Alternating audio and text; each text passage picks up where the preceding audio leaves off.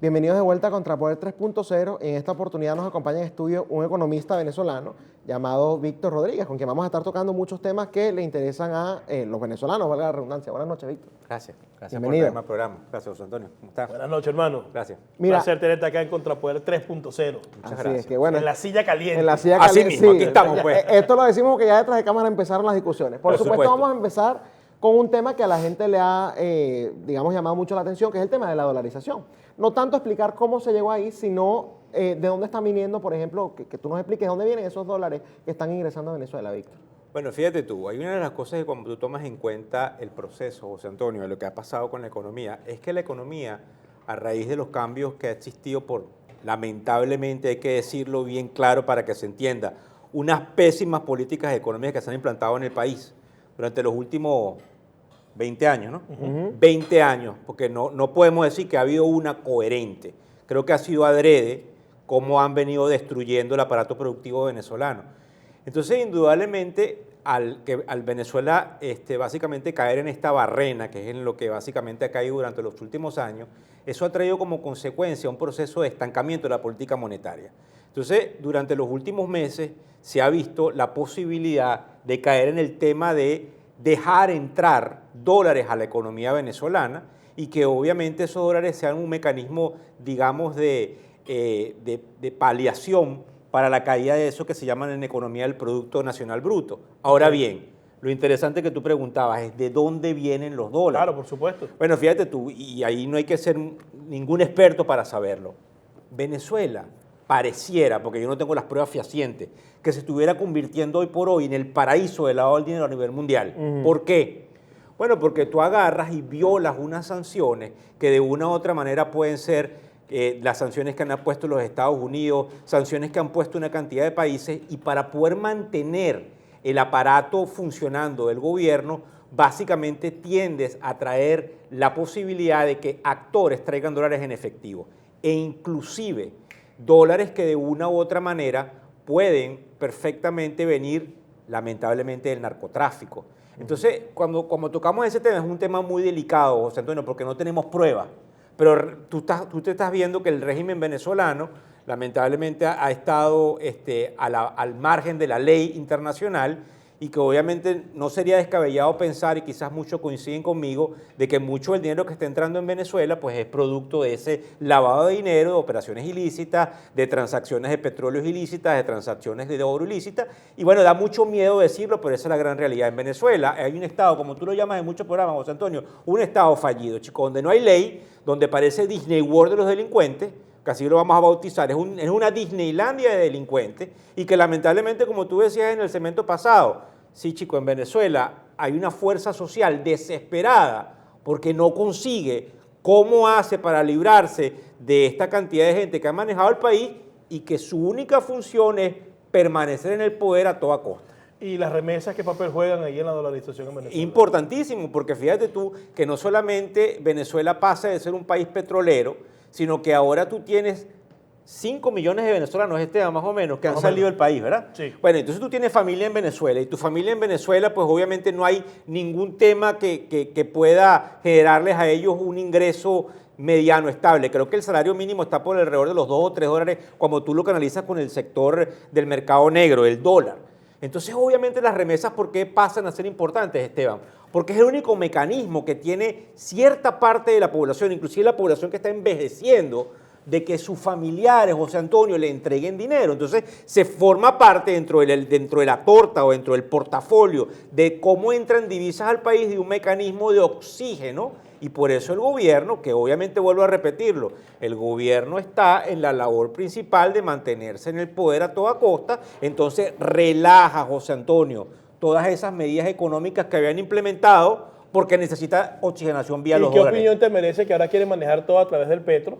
Bueno, eso es muy cómico, me da risa, porque obviamente aquí tú puedes poner a economistas de Harvard, tú puedes traer a gente de cualquiera de las escuelas de negocios más importantes del mundo entero, y te van a decir lo mismo que Víctor Hugo Rodríguez, que es de Venezuela.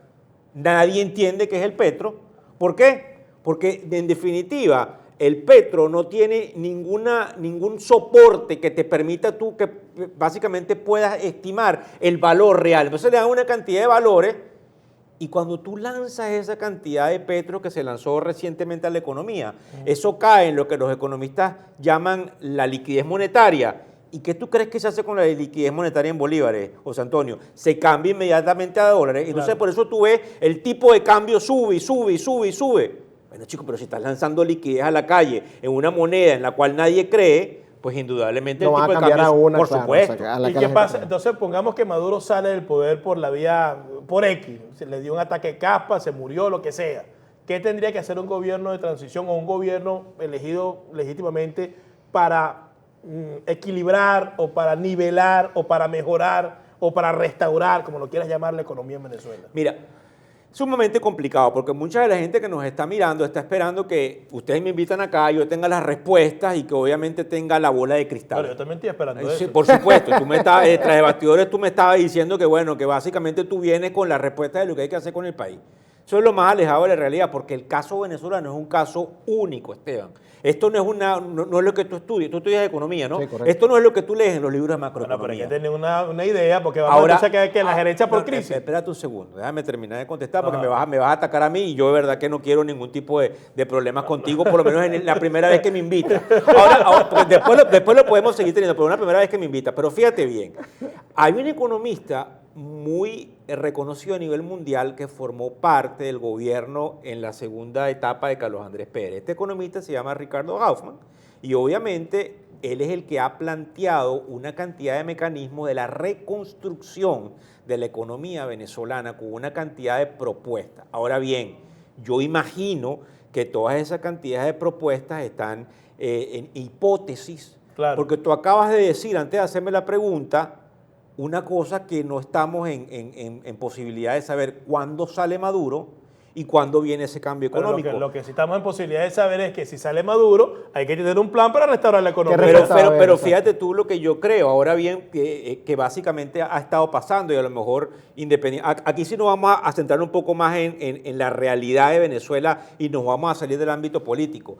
Independientemente del actor político, Esteban, que hay hoy en Venezuela, hay un cambio económico. Y en ese cambio económico en Venezuela, a través de esa válvula de entrada de dólares, si son por el narcotráfico, vuelvo a repetirlo, no lo sabemos, porque no tenemos básicamente pruebas fehacientes de si es lavado de dinero o narcotráfico. Estamos infiriendo. No tenemos pruebas, pero no hay dudas tampoco. Por supuesto. Ahora bien. Si hay pruebas. Ahora, bueno, tú ahorita me vas a mostrar las pruebas, pero espérate un segundo que le vamos a responder a la gente. Ese plan económico del cual tú me tiene que estabas responder hablando, le tenemos que responder a la gente, José Antonio. Es que ustedes se están riendo. Yo trato de Ok. mantenerme serio, José Antonio. Ok, termina. Entonces, fíjate tú. Ajá. Ese plan de reactivación no pasa por un economista, sino que pasa por un plan de reactivación que viene precisamente de los organismos multilaterales. Ahora bien, esos organismos multilaterales entienden que la necesidad de dinero tan grande en un país con una destrucción tan enorme como la venezolana pasa por una cantidad de planes increíbles y pasa por una parte muy importante, que es por la probidad del nuevo gobierno que tengamos en Venezuela. Pero mira, cuando suceda. Tú estás hablando de algo importante, que es ese cambio que hay en la economía. Esto significa, porque mucha gente está diciendo que se está, digamos, maquillando una especie de normalidad. ¿Significa esto que ahora es seguro invertir en Venezuela o sigue siendo un desastre? O sea, tú como economista, ¿qué recomendarías en ese aspecto? Mira, ahí hay otra cosa muy difícil, porque los que tienen acceso al programa que estamos haciendo ahorita es el sector de la población, si es que nos están viendo en Venezuela, que tiene computadoras, que tiene teléfonos, que tiene internet. Pero nosotros estamos olvidando, chicos, la cantidad de gente que no tiene ni un nebulizador para poder nebulizar a un niño con asma en el barrio. Entonces tú estás hablando de una normalización de la economía que es una payasada. Exacto. Porque en Venezuela no hay ninguna normalización. Lo que hay es una división enorme, enorme de clases sociales. O sea, lo que nunca se había visto en el país ahora es enorme. Tienes una cantidad de gente que tiene la posibilidad de adquirir. Creo que en Venezuela están los bodegones, los productos importados. Tú tienes, yo no sé si es verdad, ustedes me van a decir si eso es verdad o es mentira. Es verdad que en el río Guaire pusieron unas luces en diciembre, es verdad, ¿no? claro. Es una payasería, chicos, porque definitivamente... Y van a abrir parque en Carabobo. No solamente eso, tú tienes gente de Maracaibo mudándose a Caracas porque no tienes luz en Maracaibo, en el interior del país, y haces esa payasería para un proselitismo O sea, político. quiere decir entonces que el riesgo país en Venezuela debe estar elevado en este momento. Pero fíjate tú, inclusive que hay un riesgo país que es lo doloroso, como existe ese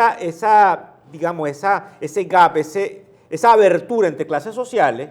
Entonces, si tú agarras y pones dinero de riesgo y compras bienes raíces en Venezuela, a lo mejor dentro de 5 años hiciste un negocio redondo. ¿Por qué? Porque lo que se llama en español el bien raíz, que en inglés es el real estate, tiende a equipararse cuando haya una posibilidad de estabilización de la economía en términos de dólares, que es la moneda a nivel mundial de dólares constantes, José Antonio. Ahora bien, sí sigue siendo riesgoso invertir en Venezuela, porque en Venezuela no hay un marco jurídico que pueda decirnos si el apartamento es mío o es no, o no hay respeto a la propiedad privada. No, porque tú básico, en notaría, tú sellas en la notaría y no sabes lo que está Exacto. pasando y no sabes por dónde está la transacción.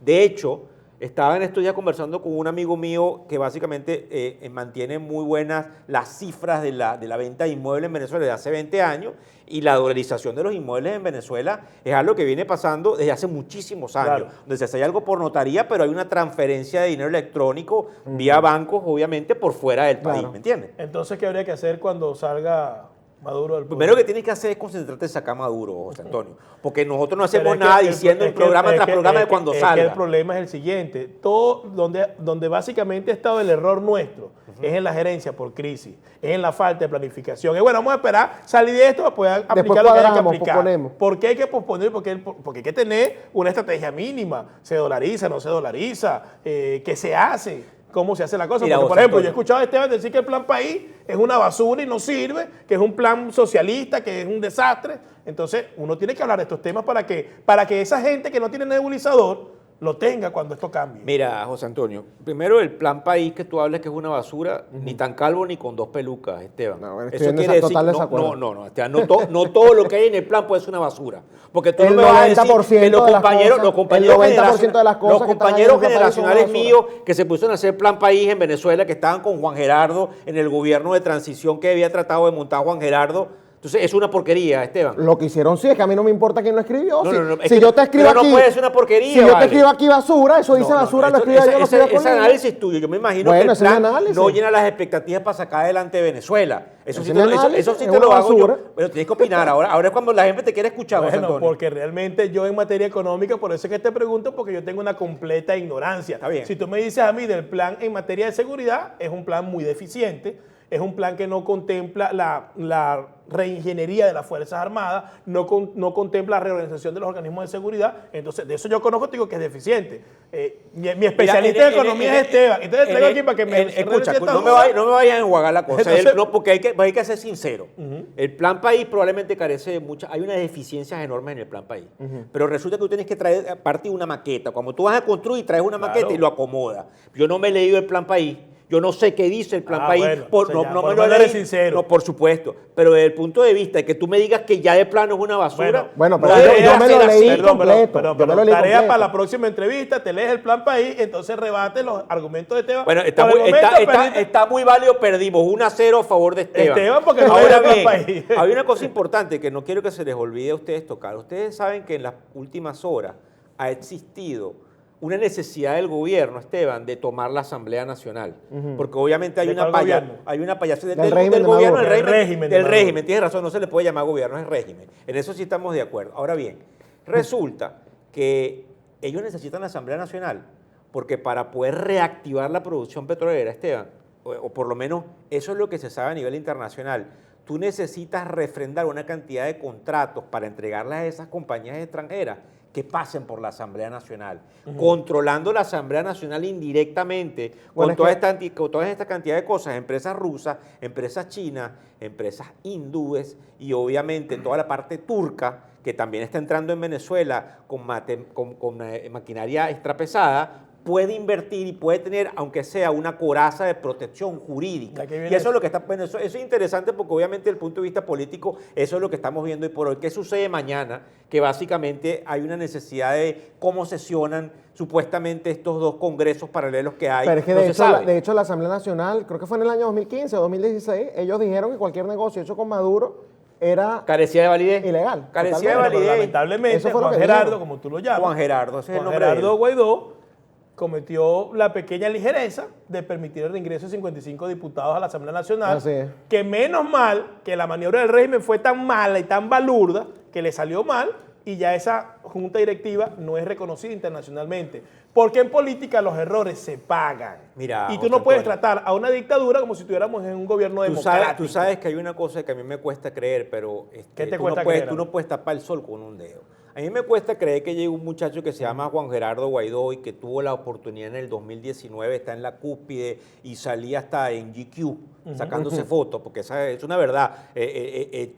Tiene el apoyo hoy por hoy de más de 50 países y que se le caiga un rol en el pitcher. Tiene el No, apoyo de 50 países, puedes. tiene el apoyo de 50 países porque es el presidente de la Asamblea Nacional Bueno, no por y es ser el Juan Guaidó. presidente interino de Venezuela. No es porque es Juan Te Guaidó. estoy hablando de lo que Ah, él no, bueno, representa, pues, para aclarar bien, lo pues. que él representa. Pero a mí me cuesta creer que nosotros estemos hoy de verdad, dejando por fuera alguna de las cosas que él está haciendo. Yo creo que aquí hay una tribuna donde ustedes me van a abrir la Utilizaste bien un término, es que estemos criticando con running al pitcher, pero resulta que ese running al pitcher, Ok. que se le fue al pitcher, Ok. permitió que anotaran la carrera que te dejó en el terreno. Y te voy a hacer muy claro.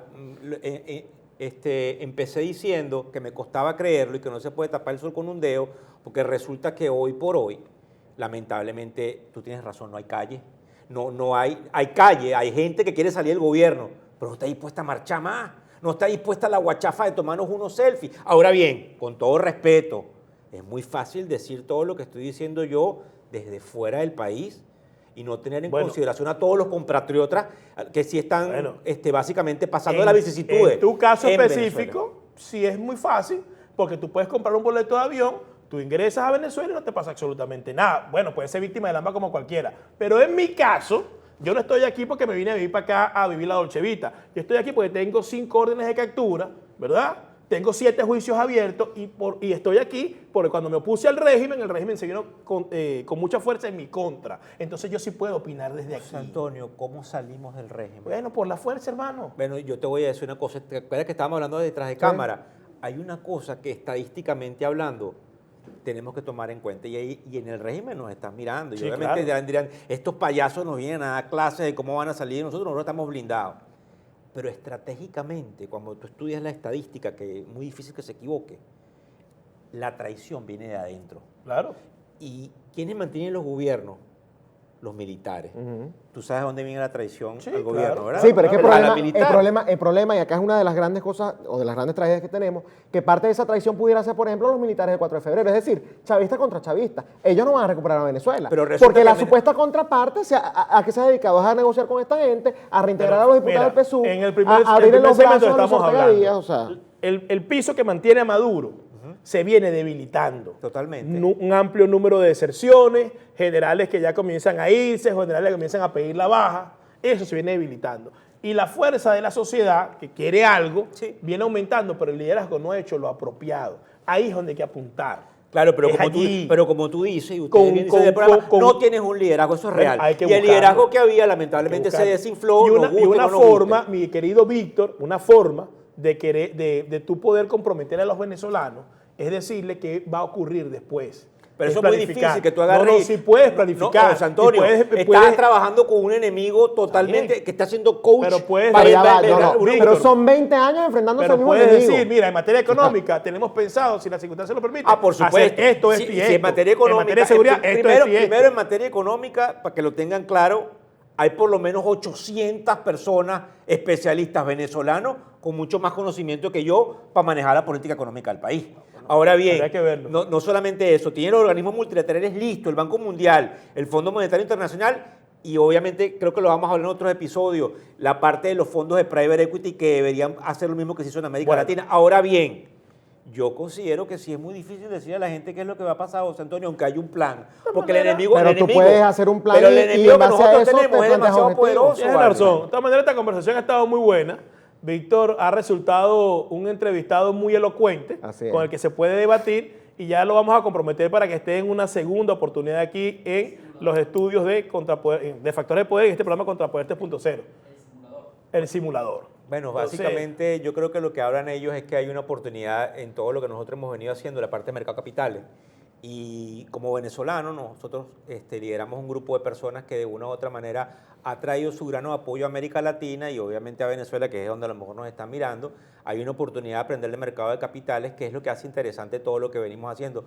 Porque en conclusión, solucionemos o no solucionemos los problemas, hay una oportunidad de ir aprendiendo hacia dónde se dirige toda la parte económica y cómo mucha gente puede tomar posiciones y roles de liderazgo, por lo menos en la parte económica a nivel nacional e internacional. Bueno, eso nos lo va a explicar en la próxima entrevista que vayamos a tener con Víctor Hugo. Muchas gracias por haber estado Muchas con gracias, nosotros, José hermano. Un Antonio. placer Muchas gracias. Esteban, debatir muchas gracias por y pelear invitarme. contigo. Claro Esto ha que sido sí, muy bueno. Esto ha sido todo por hoy en Contrapueste.0. Nos vemos mañana aquí nuevamente en el programa ahora también de la economía. Bueno, siempre ha sido el programa de la economía, pero ahora tenemos analistas porque tienen unos puntos de vista importantes. Nos vemos mañana aquí en Factores de Poder. Buenas noches. Buenas noches. Este programa fue presentado por John de la Vega, abogado de inmigración.